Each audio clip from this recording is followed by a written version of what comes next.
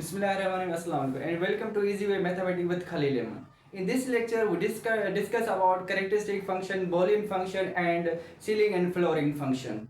These functions belong to data structure. According to the data structure, the definition of these functions are different from the real analysis and topology as well as the set theories. First, we start the definition of characteristic function. The definition of characteristic function is stated: a characteristic function is used to show whether an element belong to set. Actually, this definition is stated the जो function है हमारा उसका एक element जो set है उसके अंदर वो एलिमेंट बिलोंग करेगा या नहीं करेगा, सिर्फ ये हमने बताना है. कोई भी एक फंक्शन सेट होगा, उसका element just check out the element, that element belong to that set, yes और नो. ये कैरेक्टरिस्टिक फंक्शन हमें क्या बताएगा? सिर्फ ये बताएगा कि वो एलिमेंट उस फंक्शन के साथ, उस सेट के साथ बिलोंग करता है या नहीं करता.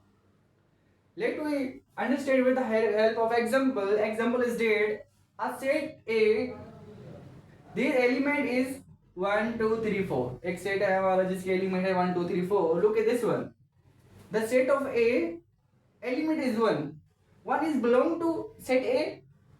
Yes, 1 is belong to set A. We said it 1 is belong to set A. If the element set A element is 5, 5 is belong to set A. Here is a no. Or is it 4 element? We said it 5 is not belong to set A. यही हमने क्या करना है, characteristic ये बताता है कि वो एलिमेंट उस सेट के साथ बिलोंग करेगा या नहीं करेगा. Number second, Boolean functions. Actually Boolean function it means that input and output must be 0 and 1 in Boolean function. अगर Boolean function के अंदर आउटपुट एंड इनपुट जो है सो 0 और 1 नहीं होगा, अदर एलिमेंट्स होंगे 2 3 4, तो वो Boolean function नहीं कहलाएगा. इन Boolean function must be input and output is 0 or 1. Okay, now try to understand with the help of definition and examples. Okay, the Boolean function is stated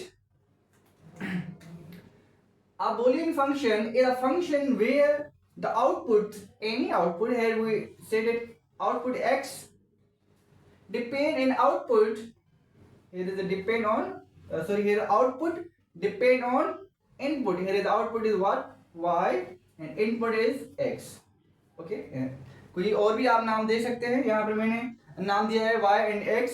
y is the output and x is the inputs.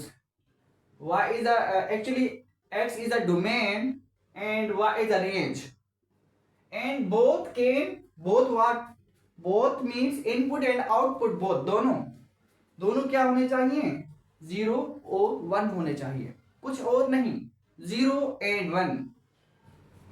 अब एक कोई भी function है हमारे पास, तो उसके अंदर हम अगर 0 पुट करेंगे, it may be give the result is 1. It may be Boolean function की बात हो रही है, तो कोई भी फंक्शन है उसके अंदर हम 1 पुट करेंगे, it may be give the result is what, 0. कोई भी फंक्शन उसके अंदर 1 पुट करेंगे, it may be give the result is 1.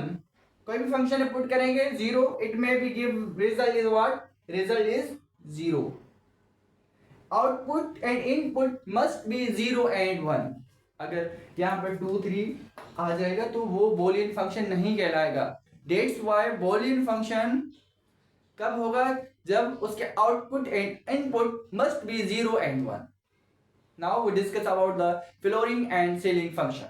So now try to understand flooring and ceiling functions. First we try to understand the definition of floor functions. Actually floor and ceiling function both are inverse to each others and both are too easy. Try to understand. Round down, ये number क्या करना है? Round करना है. ठीक है, round किसकी तरफ करना है? डाउन की तरफ करना है, कम की तरफ करना है. To the nearest integer number, to the nearest integer number. If here is given a decimal numbers, to round the number downwards. Okay, it means backwards. Round a number in a backwards, backward की तरफ जो भी number होगा वो आपका floor function कहलाएगा. Okay, हम यहाँ देखते हैं किस तरह से. If we have function is 3.7 in decimals. Okay, denoted by in a modulo forms. ये दोनों फंक्शन मॉडुलो फॉर्म में डिनोट किए जाते हैं. If we have given the function example is 3.7. अब 3.7 बैकवर्ड क्या होगा? कौन सा इंटीजर नंबर है? 3. So 3 is a floor functions. Okay.